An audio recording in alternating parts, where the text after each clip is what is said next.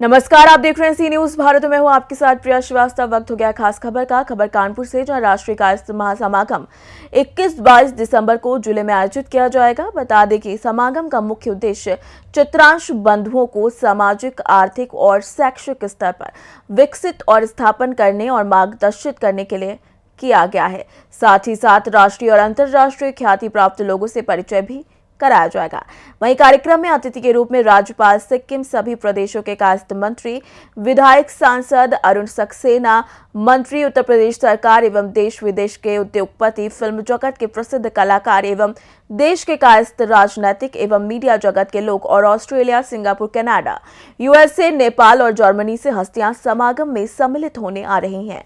वहीं कार्यक्रम संयोजन समिति के अध्यक्ष विष्णु सहाय ने बताया कि ये एक राष्ट्रीय समागम है जिसमें पूरे देश के कई प्रदेशों के कायस्थ समाज के 5000 लोग सम्मिलित होंगे। वहीं प्रदेश अध्यक्ष राजेश श्रीवास्तव ने प्रेस वार्ता में बताया कि समागम में दूसरे जिलों या प्रदेशों से आने वाले लोगों के लिए होटल और रुकने और खाने पीने की व्यवस्था की गई है। साथ ही आपको बता दें कि कायस्थ समागम के मुख्य उद्देश्य संयोजक राष्ट्रीय अध्यक्ष उद्यमी इंजीनियर मयंक श्रीवास्तव का मुख्य उद्देश्य इस कार्यक्रम के माध्यम से लोगों को स्वरोजगार उपलब्ध कराना है।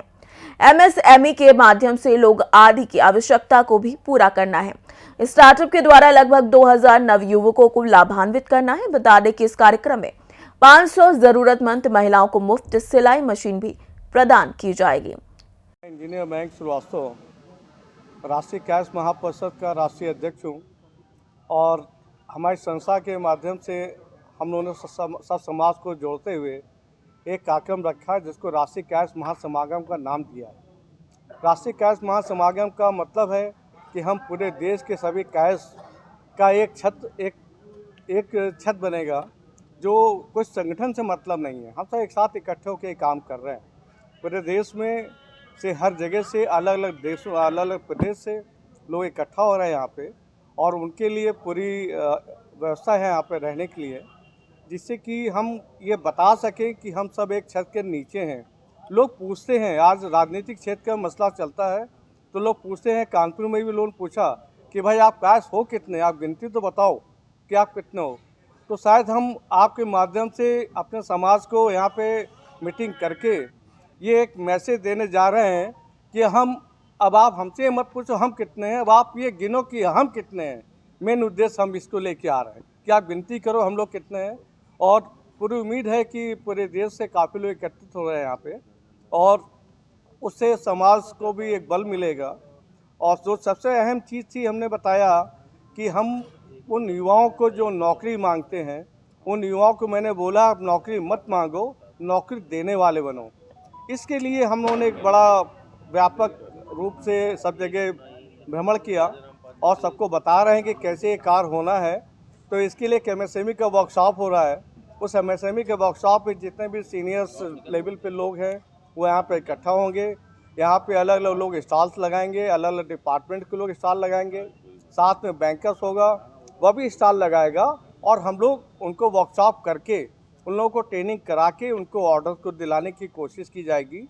जो लोग ऑर्डर्स ले लेंगे, उनके पास पैसे नहीं है, तो बैंकर्स उनको वहीं पर इसी जगह से उनको फाइनेंस करके भेजेगा। हम लोग की कितने युवाओं को लक्ष्य 2000 लोगों का लक्ष्य हम लेके चल रहे हैं कि हम 2000 युवाओं को हम यहाँ से रोजगार दे के भेजें। इस हम लोग की इतनी दौड़ भाग, इतनी आवाज़ शासन तक पहुँच गई, और शासन की ये स्थिति हो गई कि शासन ने हमारे साथ ज्वाइंट वेंचर कर लिया कि आप एमएसएमई का जो प्रोग्राम करने जा रहे हो, इसके साथ हम समाज के, अपने प्रदेश के एमएसएमई के रोज़गार के लिए हम भी आपके साथ जुड़ रहे हैं। उसके लिए उन्होंने, अभी मैं जस्ट लखनऊ से आ रहा हूँ इसी काम को होते हुए, उन्होंने कहा है कि हम जो महिलाएं सिलाई से रिलेटेड, हमको 500 सिलाई मशीन का वितरण करेंगे यहाँ से, और 2000 के अलावा जितने भी बच्चे जो ट्रेंड हो जाएंगे वर्कशॉप में, समझेंगे कि हमको रोज़गार करना है, उनको हम 5 लाख रुपए का लोन का वितरण वहीं पर रजिस्ट्रेशन करा के तुरंत दे देंगे। ये सरकार एमएसएमई डिपार्टमेंट ने कहा है। यहाँ कितने लोग देखिए, पूरे देश से, हर प्रदेश से और प्रदेश के हर जिलों से सब लोग इकट्ठा हो रहे हैं। कल कानपुर में अभी तक जो बाहर से जिसका आने का हो गया है, वो लगभग 5000 लोग बाहर से आने की उन्होंने अपने रजिस्ट्रेशन करा लिए। उनके रुकने की व्यवस्था पूरी हो चुकी है यहाँ पे। कि 2000 लोग अब 2000 हम लोग काय समाज की बात तो कर ही रहे हैं, मगर हम सबको साथ लेके चल रहे हैं कि इसके अलावा भी दूसरी जाति के लोग भी यहाँ पर आएंगे तो हम उनको भी एमएसएमई का ट्रेनिंग करके आगे बढ़ाएंगे, क्योंकि ये तो हमारे प्रदेश का एक गौरव होगा। और जो हमारे एमएसएमई के लोग जो हमारा इंडस्ट्री को बढ़ाएंगे तो अल्टीमेटली क्या है कि हम यहाँ के प्रदेश की भी स्थिति को मजबूत करेंगे। जो टैक्सेशन आता है वो टैक्सेशन से ही हम लोग पूरा प्रदेश चल रहा है, पूरा देश चल रहा है, तो निश्चित है कि हम उनको सबको साथ लेके चलेंगे। कोई आएगा, कोई मनाही नहीं है। प्रेस कॉन्फ्रेंस रखी गई है, क्या मुख्य उद्देश्य इसका? आज राष्ट्रीय स्तर पर कायस्थों के समागम का एक कार्यक्रम 21-22 को होने जा रहा है। उसके सिलसिले में यहाँ पर आज प्रेस कॉन्फ्रेंस हम लोग चाहते हैं कायस्थ समाज के बच्चों को रोजगार मिले, उनको अच्छी शिक्षा मिले, सामाजिक और आर्थिक रूप से वो मजबूत हों। इसलिए एक महासंगमन होने जा रहा है। हम लोग पूरे देश से तमाम बड़े बड़े लोगों को बुलाया है, जो कारोबारी भी हैं, अच्छे रसूख वाले लोग भी हैं, आर्थिक रूप से समृद्ध लोग हैं, व्यापारी भी हैं। उनको सबको इसलिए बुलाया है कि ताकि वो आकर के हमारे बच्चों को रोज़गार की दिशा में वो लोगों को जागरूक कर सकें। और यहाँ एमएसएमई की ट्रेनिंग के बाद कैसे बच्चों को हमारे लोन मिले। टारगेट 2000 बच्चों का रखा गया है।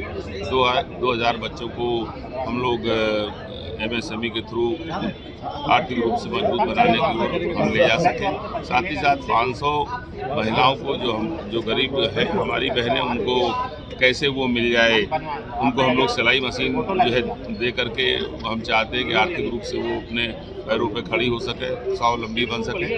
तो यही सब कार्यक्रम है। इसी सिलसिले में आज बात की है। सर, कहीं ना कहीं युवा बेरोजगार दिखाई दे रहा है, तो इस विषय में भी क्या कहना चाहेंगे आप?